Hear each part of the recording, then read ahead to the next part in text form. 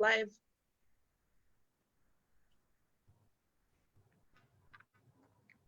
Oh, it says it's live now. I think we are live. Finally, yay. Hello, everybody out there. Sorry that we were a little bit late starting, technical difficulties. It's super fun, but we're here and ready to go. My name is Katie Watts Whitaker, and I will be moderating tonight's conversation along with Marcus Clark. And first, I want to thank everyone, one, for waiting for us to get on the air, two, for participating in past conversations, whether you were a panelist or watching or listening. We really appreciate it. We're excited to continue to keep having these conversations with the community. The first 45 minutes, we're going to talk and hear from our really awesome panelists. And the last 15 minutes, we are going to open it up for questions from you guys. So I would like to pass this over to Marcus, who is going to introduce our panelists. Thanks so much, Katie. Thanks so much, Katie. Hello, everyone. Again, thanks for waiting. Thank you to the team to making it happen. That's right. Perseverance. Okay, so I want to start with this great panel. So excited. And I'm going to read some bios right now. Marta Cruz Concepcion is a native of Puerto Rico who has worked with migrant workers communities since she arrived to the United States. As a Cloverdale council member, she chairs the city/school district relations subcommittee and the city public works subcommittee. In her youth, she became focused on community causes following her family's footsteps in civic engagement. She has been a teacher all the way from school-aged, all the way to college and university professor, or those students at the university. Her area of academic specialization is late 20th and early 21st century literature and narratives of Spanish-speaking Afro-Caribbean women writers in Cuba, Dominican Republic, and Puerto Rico. Good to have you, Marta. And actually, after I read that last sentence, I was like, okay, so salsa, bachata, salsa, huh? Merengue. Okay, merengue, salsa, and son, right? And son, yes. Okay, okay, so when we get that, we'll be ready for you after this. We'll do a post meeting. We'll just turn on the music, okay? Okay, Ozzy Jimenez is the Chief Executive Officer of Noble Folk Ice Cream and Pie Bar. I know you guys know what that is, in Healdsburg, and recently became just the third Latino council member in the city's 153-year history and the first person of color since 1992 to represent Healdsburg, where about 30% of the residents identify as Latinx. We're going to talk about that term too. Yeah, we Ozzy is a Sonoma County native and is also on the board for the Healdsburg Forever Foundation. Good to have you, Ozzy. And thank you so much. Good, go. I think that we'll probably be out by 8, and I know that's when Noble Folk closes. So, right? Oh wow. Yeah, we'll be waiting. We definitely will be waiting. You might have to get in line first, though. So I'm ready now. So, thank you. Great to have you. Esther Lemus. Those are the above. She is a graduate of the University of Berkeley and UCLA Law School. Esther is, or UC Berkeley and UCLA Law School, great. Esther is current Vice Mayor of Windsor and a member of the Windsor City Council. The youngest of 5 daughters, Esther was born and raised in Santa Rosa and moved to Windsor with her parents when she was in high school. She brings her years of proven leadership as a longtime community leader and public servant to Sonoma County. Good, great to have you. Thank you. Glad to be here. Good. It didn't say that on there, but you know, we're both proud Montgomery Vikings. That's yes. right. So Marcus and I went to high school together, and it's so nice to be reunited now in this forum. That's right. That's right. That's right. The glory years. Here we are again. Okay. So I want to start, Marta, I'm going to start with you. Just a little bit more about yourself outside of what your bio and what led you to run for office. I moved to Cloverdale 4 years ago, and I had just moved from Santa Barbara, where I had been very engaged in political activities recruiting and promoting Latino leaders and making sure that Kathy Murillo became the mayor of Santa Barbara. And I got to Cloverdale and I got involved with many of the nonprofits, and I started to learn about the city, the people. And I saw that there were very many Latinos, but there was no representation in the groups that I was participating in, and there was no political representation in the area.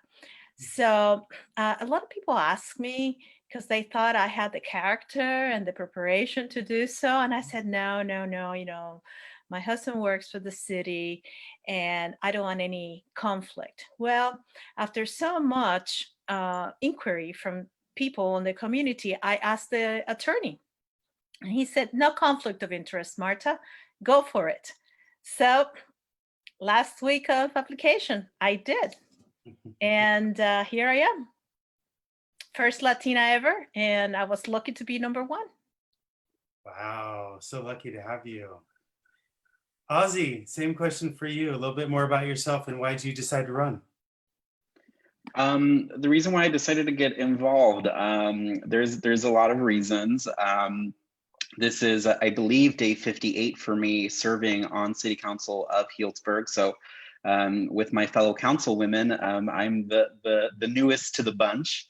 I got involved because there was a community need for me to get involved. And as you just illustrated, it's, I'm only the third Latinx council member in Healdsburg's 153-year history, and a third of our population within the city limits is Latino, Latina, Latinx. And so I'm proud to say that I was appointed during the era of the strong national discourse and dialogue around Black Lives Matter. And so I saw a community need for my voice. I looked around as an individual, and I've been serving my community for over a decade in nonprofit work and with work at our community endowment at Healdsburg Forever. And when this conversation came to our city of Healdsburg, I kept looking around. I'm like, who can I help uplift? Who can I help support? Who can I mentor? I looked around. I said, Ozzy, it's you. And so I'm proud to carry on that mantle of public service for my community. And so that's why I got involved. Awesome, awesome. So great. Thank you. And Esther. Thank you. Well, there are many reasons why I ended up running for city council. One thing I wanted to add to my bio is that I'm also a DA with the Sonoma County DA's office. That's as I like to say, my daytime job. I also previously served as a trustee for the Windsor Unified School District School Board. And so really it was my life experiences in the professional arena, as well as my observations that really helped to put me on this path. The example that I would give you was that in the workplace, I had observed a lot of informal systems of really handing out assignments, informal systems that really, quite frankly, were not very inclusive of someone who looked like me.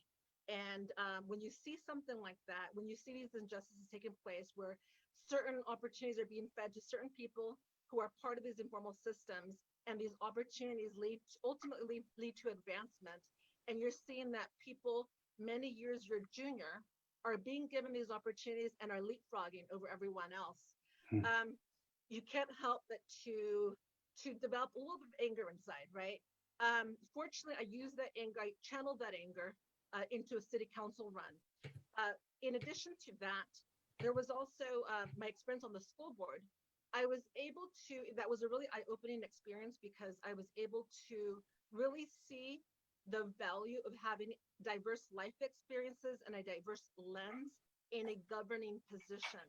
I just realized how important that was, and really how important that role was with respect to prioritizing how monies were spent and prioritizing, at least in that example, the priorities of the school district. When I looked around and saw our local city council and the local commissions, I didn't see diversity. There was one female there was not a single Latina on that council. When I looked at the commissions, mostly men, very few women. I didn't see people of color really reflected in those council commission appointments. I realized really the only way to bring about change is to put yourself in that position where you can make change. So that was actually really the reason that I ran. I realized if people are, if systems are not going to be inclusive, then I have to put myself out there to bring about those changes. Thank you. Great. So technical difficulties are all over the place today. Sorry, you guys. Esther, I know we were talking about this earlier. Your mic, we're having a little bit of a hard time hearing you, and you're saying such incredible things. We could hear, but maybe if you want to try to go to another space so that we can just hear you. You're saying such awesome things. I want everyone to hear you loud. No, we can't hear you now. Yeah. Okay. While Esther is trying to figure out the audio, I wanted to talk a little bit about struggles that you guys have experienced while being in elected positions, because you are Latino, Latina, Latinx. What struggles have you faced simply because of that? Like, have you ever felt pigeonholed? Have you felt that you were not taken as seriously as your white colleagues? Marta, you want to take that one? Definitely. I know, Marta, I will have to pull your opinions out of you, but see what you can do. They're not opinions, they're facts. Okay? Yes. When you're the first one, it's a trial for everybody, not only for me, but for my colleagues. And one of the unhappy moments have been to have been seen as only a representative of Latinos. I am the representative of all of Cloverdale. And it was not Latinos who elected me. It was the town of Cloverdale, the city of Cloverdale. So consequently, I am as interested in homelessness as I am in food security, as I am into equal access to opportunities for all of Latino constituents and women, as well as the protection of the elderly. However, I have been given the task, oh, you communicate with the Latino community. Oh, you do that. Oh, you do the translation, et cetera, et cetera. Well, the Latino community should be and ought to be and has to be the concern of all council members. And if you want to learn more about the Latino community, about the languages spoken in our community, you just have to speak to people. You have to find the opportunities and the places to engage with others. Yes, I have been pigeonholed as a Latino representative. What happens if I don't run next time? What happens if I'm not elected a second term? Who's gonna be the voice for the Latino community? It has to be all of the council members. It cannot be just one person. And that's exactly what I expect in regard to all my constituents. Who's gonna make sure that the elderly are taken care of, that youth has opportunities, okay? That is the situation. And, because you have an accent, oh, she can't even speak English. Well, yes, I do. And I speak Spanish, and I have formal education in linguistics. And if I have an accent, I think it's okay. I didn't grow up speaking English. I grew up speaking Spanish. And I'm very proud of being bilingual. And I have studied other languages too. So it's with pride that I say I speak Spanish. And that is the same thing that all people should feel when you hear somebody else speaking Spanish. And all Latinx individuals should be proud of promoting language retention among your youth. Because it doesn't matter how much English you speak, You're still gonna look Latino if there's a look, and you're still gonna have your cultural heritage. You're gonna have your different practices. Be proud of those. I mean, that enriches the community and that enriches you. To be dark, to be old, to be young, to be from South America, Central America, the Caribbean, from Texas, California's like my husband, be proud of that heritage. People are talking about, oh, in the old country, referring to England, oh, in the old country, referring to Italy, in the old country, referring to Puerto Rico, referring to Spain, referring to Dominican Republic. Be proud and don't allow anybody to pigeonhole you. Because yes, I am represented 40% of my population, but I'm here to work for everybody. And that's what people need to understand, that we have the capacity and the preparation to work for all people, not just for one group of individuals. Well, Cloverdale's really, really lucky to have you. And I think you're rad, Marta. But anyway, all right, Ozzy, can you tell us a little bit about struggles that you've experienced in the last, you said 58 days, or just, you know, prior in your service to this community? You're muted. Sorry about that. I frequently do that at council meetings. Yeah, I mean, that's a very big question to answer. And, you know, serving in my short time on council currently, you know, I've been pulled in some of those directions that I think Marta was illustrating about, you know, oh, well, he can just be the translator of the city of Healdsburg. And you're right. I think people sometimes forget that, you know, we don't just serve the Latinx population. We represent our whole entire community. And we also not only represent voters in our communities, we represent all residents, regardless if people who vote or don't vote. You know, my process, you know, is just beginning, and I'm looking at what the next 2.5 years look like for me in my appointment for serving on council. And I'm thinking about the legacy that I want to leave behind. You know, any organization that I've served in years past, you know, we always, I mean, it's my mantra that I want to leave it better than I found it.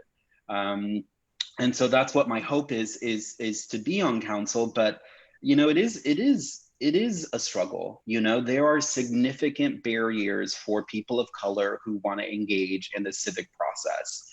One of those biggest barriers is access to silos of information.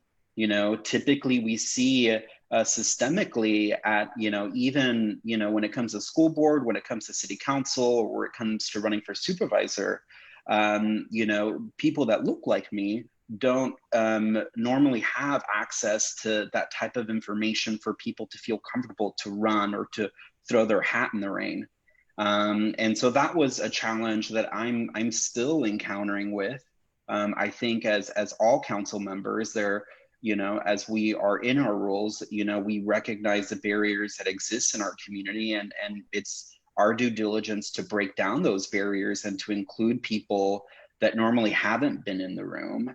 And, you know, that's part of it too. And you know, one thing I just wanted to point out specific to Healdsburg was, you know, I wrote an op-ed piece in our Healdsburg Tribune where, you know, it was really great. You know, it's like, I think our community was so happy and proud that I was, you know, appointed to serve on council.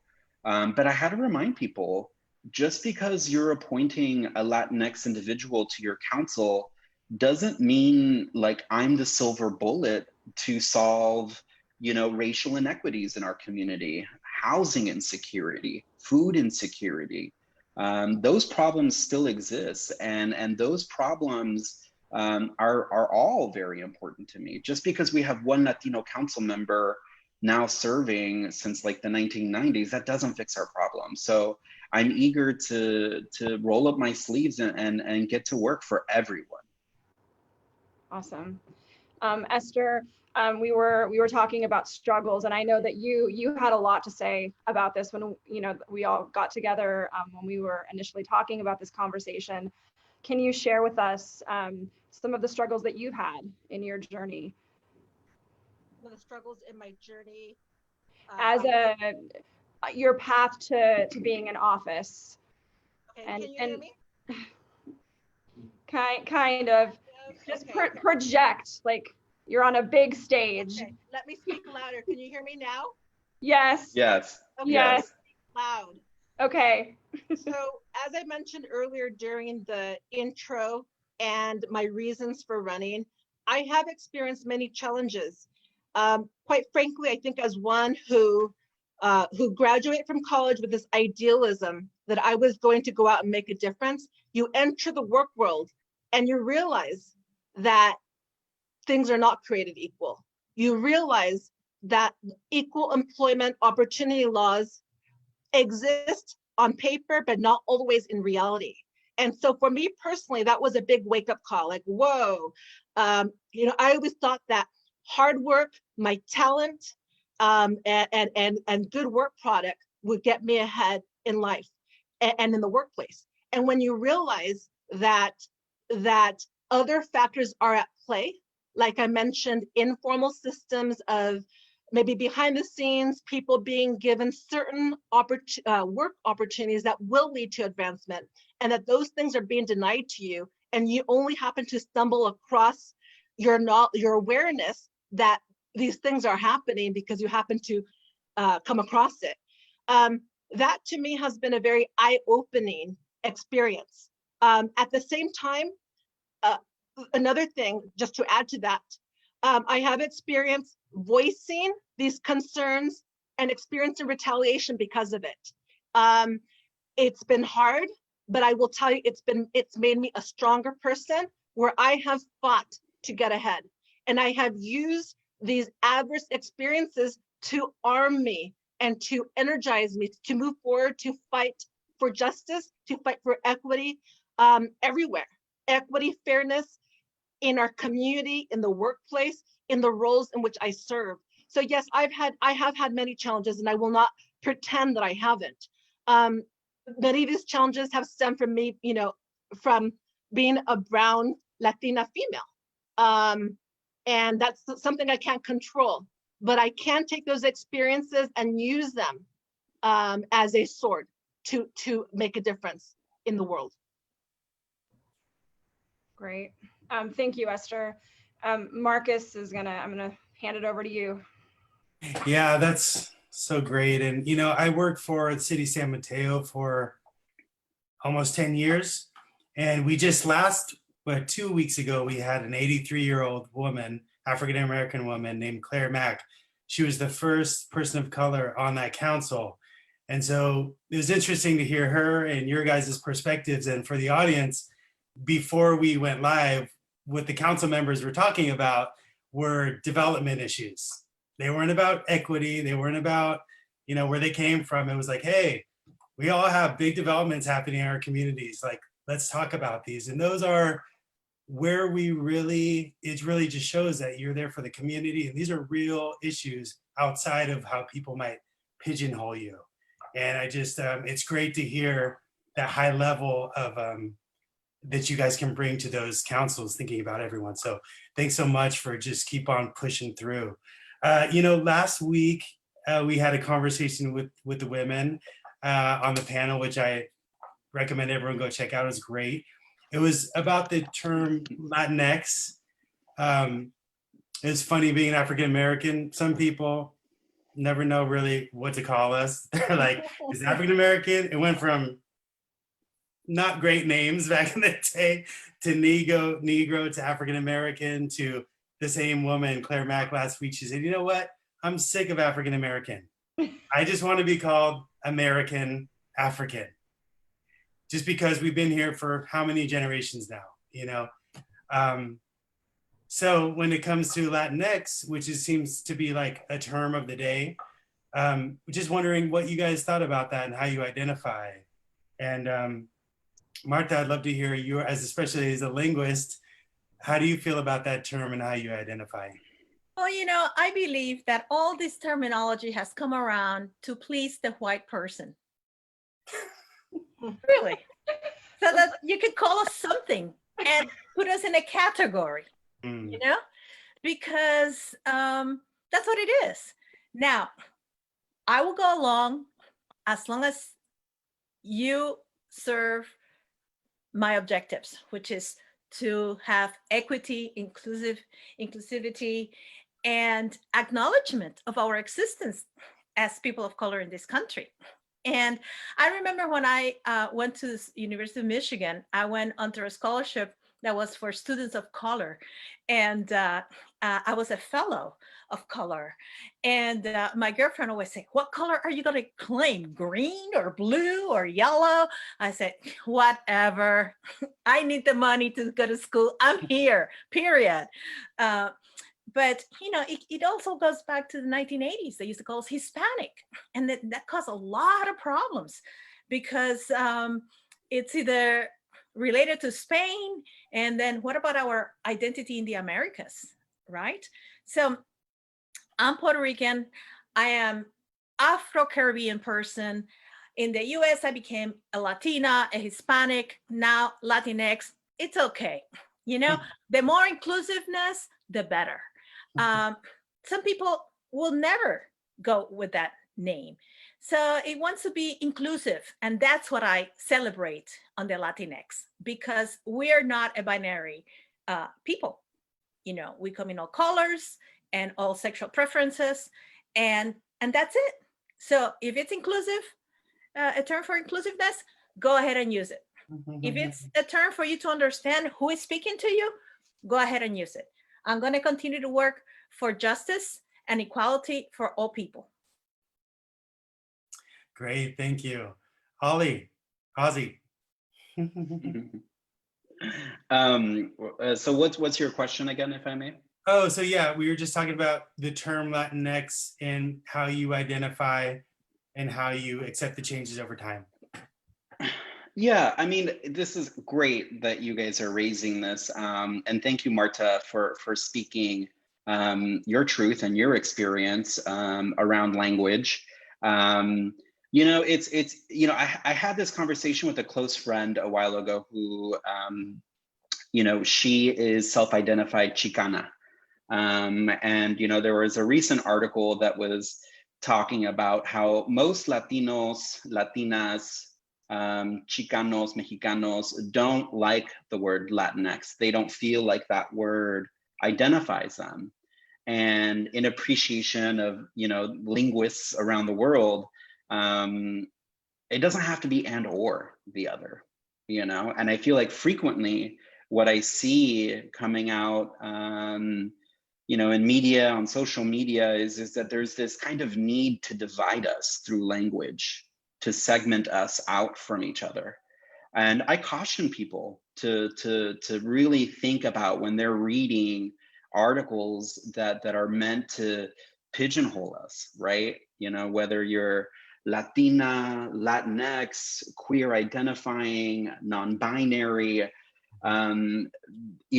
we as inhabitants of this world, we are in a big crayon box. And there's going to be a purple crayon and a red crayon and a green crayon, but that doesn't mean it has to be, one or the other. And so that's been kind of an interesting discussion for me with folks where, obviously identify as a Latinx, male, but I also identify as queer as well. Historically in the LGBTQ movement, it's constantly changing and evolving, just like language does. And so, I really accept whatever term it is you want to self-identify with. I want to be respectful of what you want to identify as. And I would just encourage people, be vigilant, be vigilant of people who try to divide us, because when we're divided, it's easier to conquer us. So, it's important to, with Marta saying she's Afro-Caribbean, it's we're all in it together, and yeah. Great. Thanks for helping us understand. Yes, definitely. And Esther, is it Chicana, Latina, Mexicana, purple, green? What is it? All of the above. Can you hear me? Yeah. Yes. You can. Okay, just making sure. I hear you. So I actually honestly, a lot of these terms, Latina, Mexican, Mexican American, Chicana, Hispanic, I am not offended by any of those terms or by Latinx. What I do appreciate about the term Latinx is that it is so inclusive. And as a person who really tries to be as inclusive as I can, I absolutely respect that term. But at the end of the day, it really is a personal decision on how one chooses to self-identify. And it doesn't mean that one person's right or one person's wrong. It really is just personal self-identification. And so, like I said, I will answer to many of those categories. And and I know who I am, and I'm very proud of who I am and of my background. So hope I have answered that question sufficiently. Yes, you did. Thank you. That was a question we got last week and we weren't able to address it. So I'm happy that we were, and thanks you guys. I wanted to mention to the audience that if you want to start giving our panel any questions you have, we would gladly take them. I wanted to talk about something that we had discussed about role models and the importance of role models, having a role model, and what that can do for someone's future. You guys all talked about role models that you had and how much that shaped you. So Marta, you want to talk a little bit about role models and how important they are? It is very important. I grew up in Puerto Rico, where we are a majority, and a majority of very many peoples, many shades of skin, many hair textures, etc. So I never really thought about it until I came to the US, and then I saw the division. And I also saw that there were very few people that looked like me in the classroom when I was going to college, because I went to college here in the US. And I also saw that in government, there were no people of color. So I immediately organized a Latino organization at Indiana University, because I needed to find who else is at the university that looks like me. Are they all students? Are there some professionals? Are there some doctors, some professors, etc.? And I was very disappointed to find that there were only maybe one doctor who came forth to this organization, some African-American administrators that joined the organization, and two Latino professors. That was it. And I said, oh my gosh, we need to have people who would inspire our children, our youth. And I said, I must continue in this academic career, because I want to be able to be in front of the classroom, inspiring my Latino and my brown and my African-American students, so that they can aim at reaching the maximum that they're able to. And if I can push them, if I can support them in any way, I will. And I did. And one of the greatest experience for me was teaching at North Carolina Central University in Durham, because I was one of the few, I was the only dark professor there who was in the Spanish program. And so the kids started to say to me, oh, you're not one of us. I said, well, last time I look at myself, I look the same. And I think I look a lot like you. And I think my grandmother looks a lot like you. So let's not divide ourselves. Let's look at what it is that we have in common. And let's see how we can help each other achieve all of our goals and all of our dreams. So, from that moment on, those students started looking at me with a different eye. And I said, and this is how you need to be with the Mexicans and the Salvadorians and the Dominicans. We're all one group. And I said, and English is not your language. And they went like, oh, I said, no, you speak the language of your colonizer, just like I do. I speak the language of my colonizer. I speak Spanish because that's who colonized the island of Puerto Rico. But there were indigenous people there, and I never had a chance to learn that language. Okay, I have researched some of that. But once we see what we have in common, and once we see that we can achieve and we could get somewhere else, that is what is important for me to be a commissioner in the women's and the status of women, for me to be part of the school relations committee, because I want to make sure that everybody takes into account that there needs to be representation of the population that you serve. The same in the school, the same in the cities, and in the workplace, if you are either in schools, in college, private businesses, etc. So role modeling is very important, and it can make quite a difference in the perspective of a student who's never seen someone that looks like them in a position of power. And being in the classroom, it is a wonderful experience. And that's why I love teaching, and I wanted to continue in that career, because every 6 months I had different students. So the number of students that I had an impact on was a significant one. And I applaud all those who become teachers and doctors. And there's nothing more beautiful than being in the classroom. Thank you. Thanks, Marta. Esther, tell us a little about role models, and is there a role model that you can think of that really influenced you? Well, I would like to start by just emphasizing the importance of role models, and just by sharing that growing up, I'm a lawyer by trade now. Obviously, we're all council members here. But growing up, I never saw lawyers who looked like me. And so, it's for children, it's so important to have that representation in all sectors, in all positions. I pushed through to achieve some of my goals just by really having to imagine myself in these positions without having the role modeling there. Just like Marta, I was the first Latina elected to the Windsor Town Council. But back to role modeling, I can't emphasize the importance of, again, role modeling and being a role model to others. For me personally, it's been so important to get out to the schools and to have children, brown children, children of color, see someone who looks like me in my role. I have often found it surprising that when I have gone to talk to kids in the schools, sometimes kids have been shocked, and I'm surprised about it still, but they've been shocked to learn that I was Latina.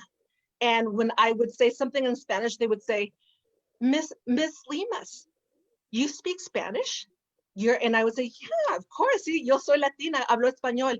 They would be shocked because they would see me as a professional woman in a suit, right? And so after that, I made it a practice that whenever I went to speak to kids in the schools, especially if they were mostly Latino or Spanish-speaking students, my icebreaker for them was, hola, hello, yo me llamo Esther Lemus y hablo español. I would start by breaking the ice and letting them know, just to make that connection. So again, role modeling is so important. Some of my role models, I've had many role models along the way. People who I have just met, who have inspired me, and who have guided me along the way. And I really I can't point to just one. There have been many, and I'm very grateful for them and for those who have guided me in my path. Thank you, Esther. Ozzy, what do you think of role models? So role models for me, I mean, it's been a lot of the women in my life. I was raised in a family where I didn't get to really see my dad very often. And so I had my mom and my two little sisters. And I think as a LGBTQ individual, we face similar challenges that a lot of women face when it comes to the workplace, when it comes to civic engagement. And so for me, that's been a driving factor, is the powerful women that have really paved the way. We struggle disproportionately as an LGBTQ person, as women, more than men. And so I just want to give a shout out to all the female powerhouses in our county, whether you're running for school board, whether you're running for council, just keep on keeping on. You know, we really need women in decision-making roles to create change. And you know, I think it really dives in deeper, I think, in terms of role models for me, specifically around curriculum in high schools. And so, you know, if you're in a high school, the curriculum is Eurocentric. It's not representative of what you look like. And you frequently won't find role models in, you know, people of color role models in Eurocentric curriculum. And so it wasn't until my professor, Dr. Laura Lorque at the Santa Rosa Junior College, where I took a Mesoamerican studies class, and she was like, here is your culture. And I was like blown away. I was like, wow, like Isabel Allende, Gabriel Garcia Marquez, like all these amazing like poets and writers, and having curriculum reflect what I look like. You know, it was so enlightening to see our Mesoamerican role models that paved the way. And, you know, when I was in high school, I was so ashamed of being Mexican. You know, I was scolded frequently from my teachers. I would try my best on an essay to write about, you know, my lived-in experience as an immigrant. Every single thing I got back was like a C-, D+. You know, there's systemic racism that happens in our school systems, and it's another added barrier. If we don't get to see our role models, we don't get to feel good about ourselves. You know, and so you know, here locally, in terms of just, you know, kind of where we're at in the political process, you know, up until, you know, Esther Lemus, you know, who I'd seen run in school board and then also serve on council, mind you, she was the highest vote getter, and in an open voting system. They're not districted like they are now, correct, Esther? Councilmember Lemus, yes. And so for me, you know, I hadn't really self-identified with a lot of the juggernauts that were here before me in terms of like masculine identifying men. Like, I was just like, great, they're doing great work, but, you know, I think sometimes, you know, frequently you find people that that want to climb ladders, you know, and they're not about serving.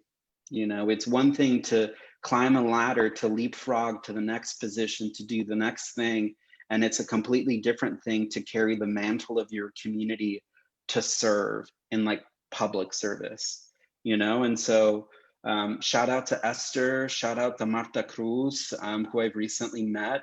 You know, we need to be able to have positive role models where we can call the phone and be like, hey, you know, I'm, you know, anticipating this agenda item, you know, can I, you know, how have you dialogued this with your constituents in years past? You know, that is having a group of women like, you know, Councilmember Lemus and Councilmember Cruz here, you know, it's vital to opening doors for other people. So I just want to give a shout out to our current female electeds, our women of color electeds, our candidates who are people of color who are running.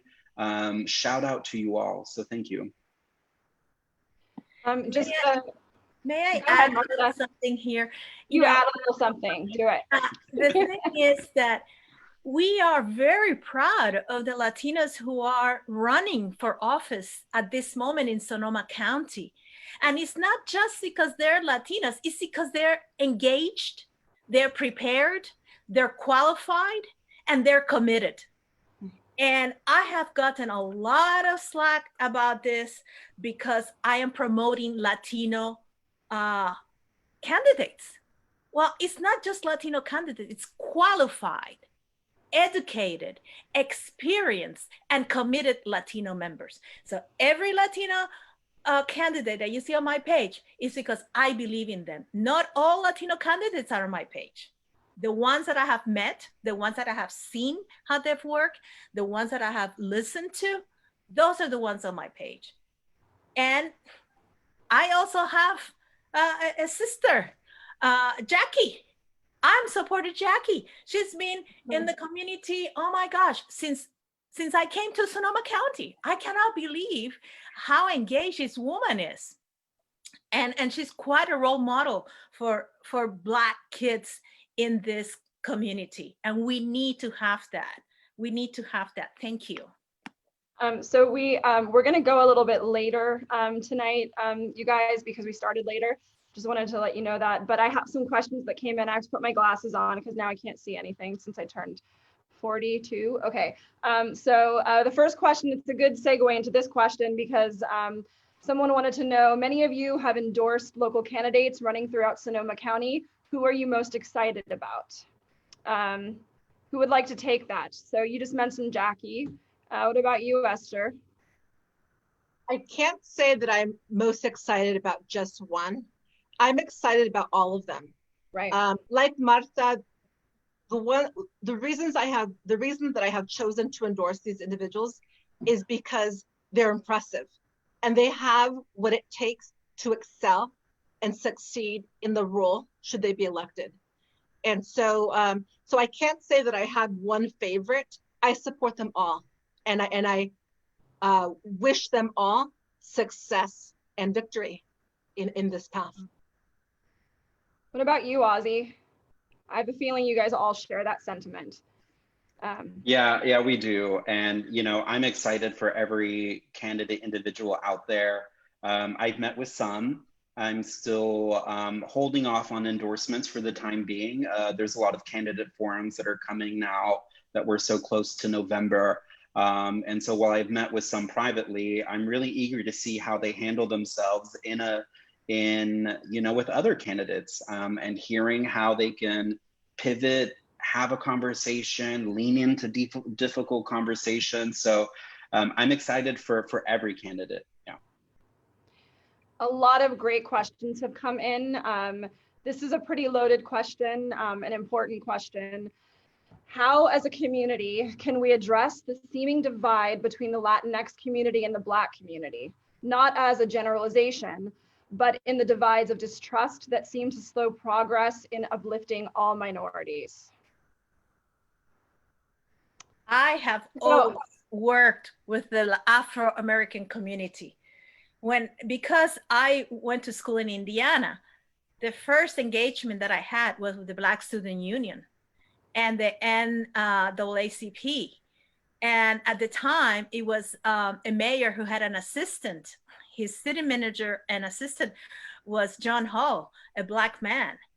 And to me, it was really shocking when I came to this country to see the divide between white and Black, and how the strong sentiment of dividing the people of color. We cannot be divided. I don't see myself divided with the African American community at all. I have always worked with the African American community, and as an Afro-Caribbean person, there's no way I'm going to, run away from working with African Americans. And I encourage all Latinos to work with other minorities, not only the African Americans, but the Asian Americans too. There are a lot of stereotyping about Asian Americans and the different groups of Asian Americans, especially in the Bay Area.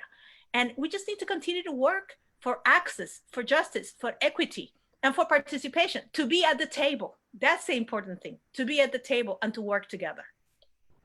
Thanks, Marta. Another question, how can our schools do better serving Latinx youth? Esther, do you want to take that one? Sure.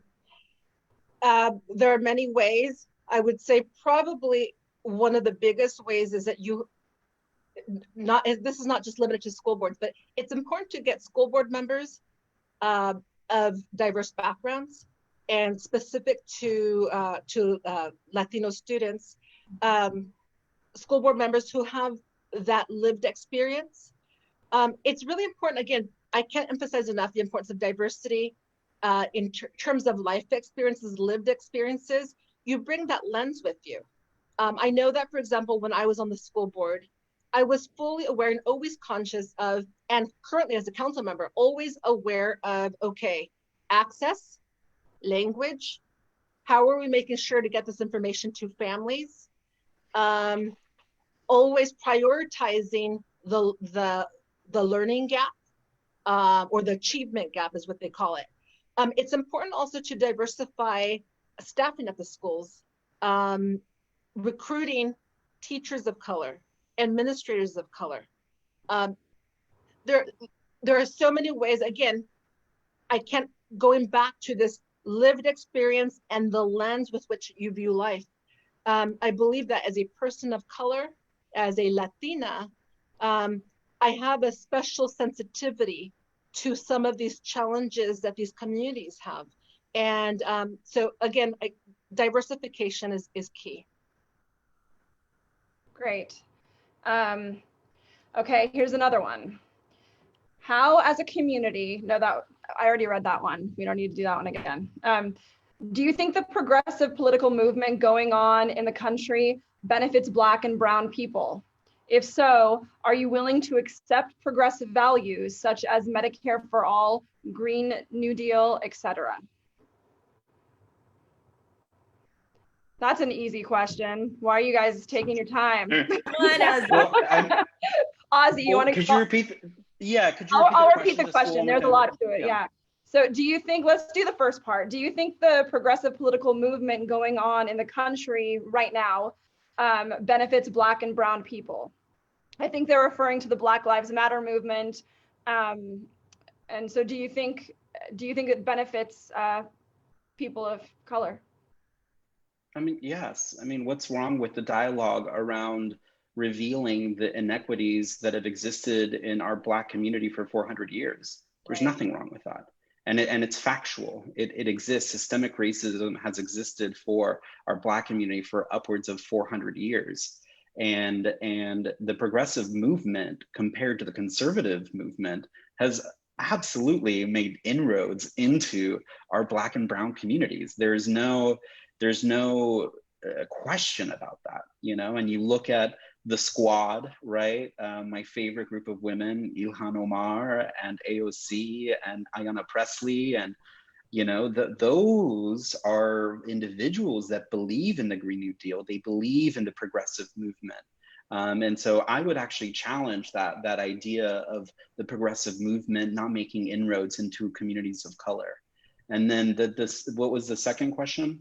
The second part was, if so, are you willing to accept progressive values such as Medicare for all, the Green New Deal, etc.?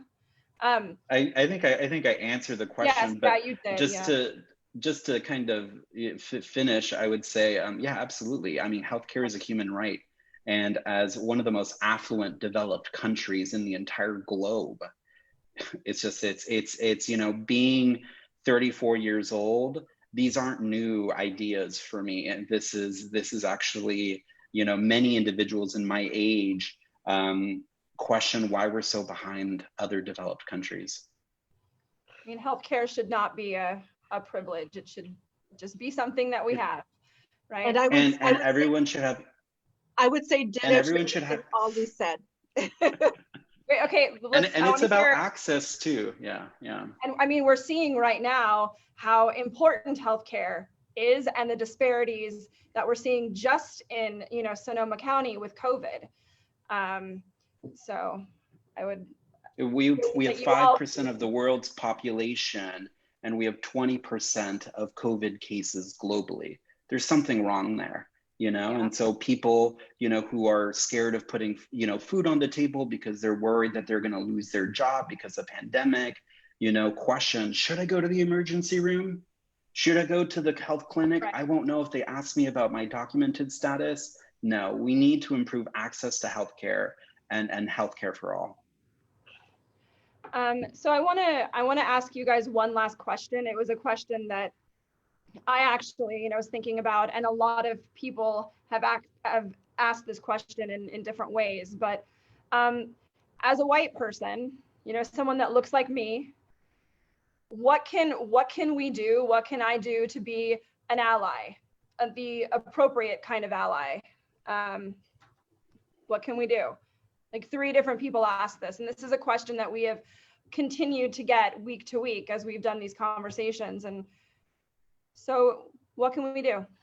I'll jump Ozzy. in. Oh, go ahead, Okay. Ozzy. No, go Esther, ahead, hold the Esther. thought. Go ahead. Okay, Esther. Okay, I'll go. Oh, I'll go. I'll just spit it out Go, right Ozzy. now. Number one is deep listening, you know, and not just kind of talking about, hey, I hear you. No, we need deep listening. And number two, self-education.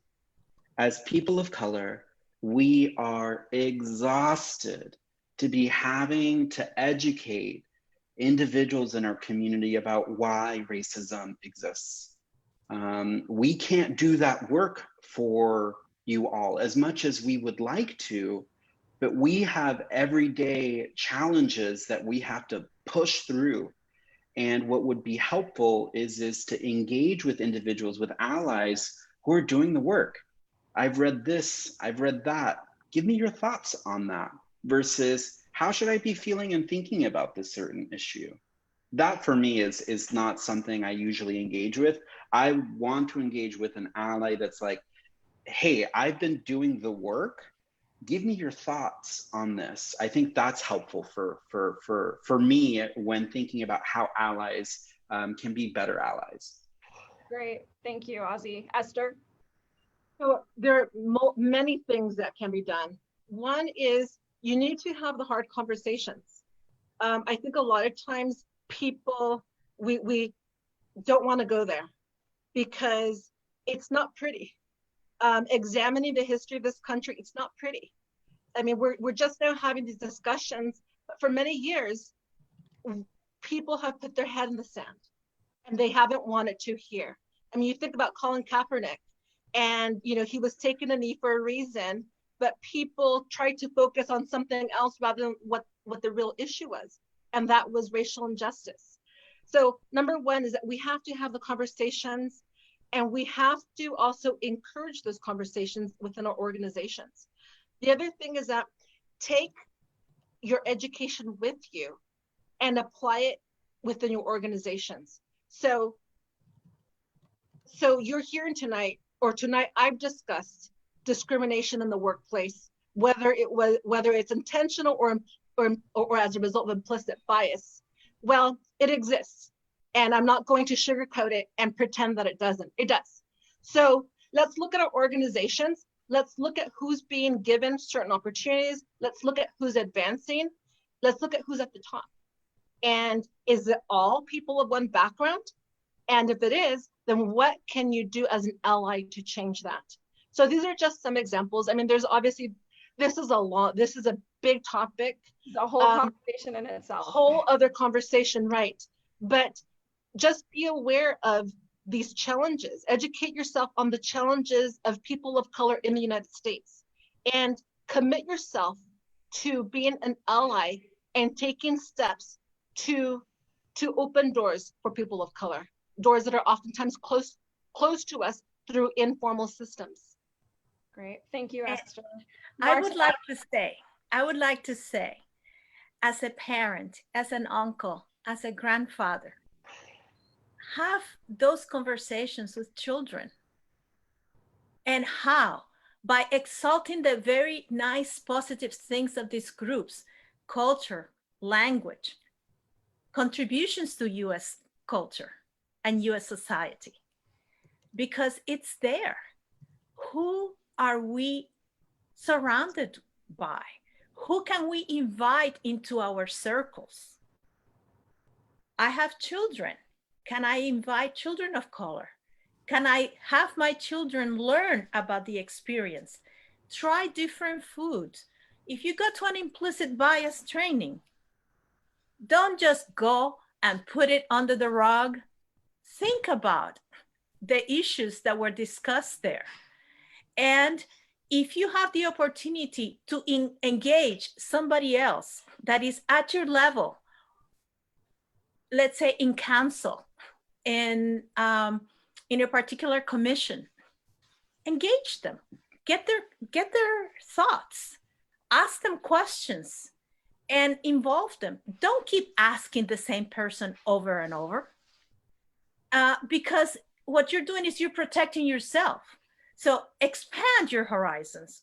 Go outside of your comfort zone and read.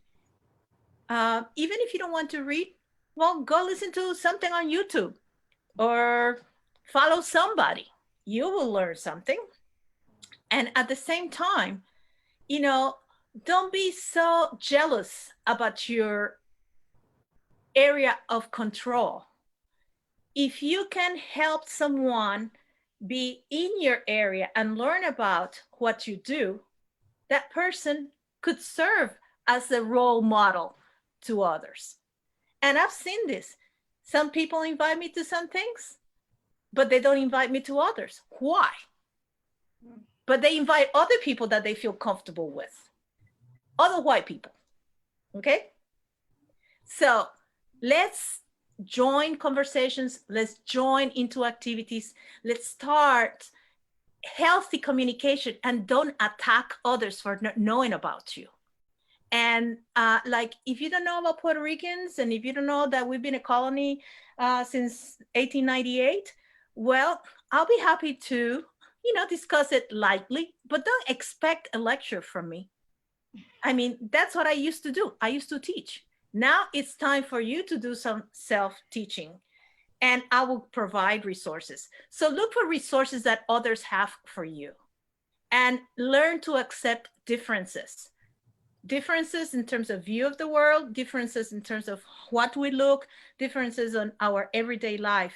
And remember that not everybody has water, has lights, has food, transportation. Those are issues that are very present, especially now with COVID and with the fires. A lot of people have lost jobs. We need to think about that. And how can we help those people that have been impacted by this pandemic and by this situation with weather change? So just open your eyes and see beyond. It's like, if you look into the mirror, look beyond what's at the mirror. Okay? Thank you. Thank you, Marta. Okay. So, yeah, so we could do this for hours. We could. We could do this for hours, and we're going to be closing up. I just want to mention a couple things. One is, you know, Esther mentioned that we went to high school together, and I just wanted to mention the importance of you guys being role models and stepping into your passion and how you're going to make a difference, because people that you never even met are watching and being inspired by you. I mean, all of us who are watching feel that, but there's kids who, like you said, Esther, I mean, it just makes such a difference. And I know for me growing up here, I didn't see many people who look like me in positions of power and making change on city councils and stuff like that. I just didn't see it. So I didn't really see myself doing it either. You know, and you see yourself doing what you see in the media and in your community. So it's invaluable what you guys are doing. Thanks so much. Another thing I wanted to mention was the person who asked about the divide in the Black and Brown community. I'd love for them to give more examples of that, because I know from CAP, from our early beginnings as a Black and Brown commission, Black and Brown group together, working together with poor whites, with everyone in the community, Native Americans, where their divides weren't really there. If you look at COVID-19 right now, it's hurting Black and Brown communities all over the United States, and people are seeing that, and everyone's working together. So I was just curious about that because I don't see any divide here, and I feel like it's his number. Please do, because if I know where they are, we'll work on them together. But the main thing is for us all to be working together, and what Katie was asking about the allyship. You guys gave great answers on how to be allies. And I mean, Katie, not to put you on the spot, but you're a great example of someone who is using their passion and their skill set to move a conversation forward. So I feel like everyone can use their passions, right? And I mean, Katie, if you were here at the beginning of this whole series, and these series would not be happening without you, period. Oh. So I want to thank you. And we need allies of all kinds to do this work. But I think lastly, I just wanted to say thank you guys all so much. And we have a round of applause from everyone watching. Let's do it together. We're all inspired. We're all running for council and boards and everything like that. So, or doing what we can. So thank you so much. We'd love to have you back in different ways as these times continue on. Best of luck in what you guys are doing in your professional careers and on council and boards and whatnot. We're just so excited for your work and for those coming on behind you.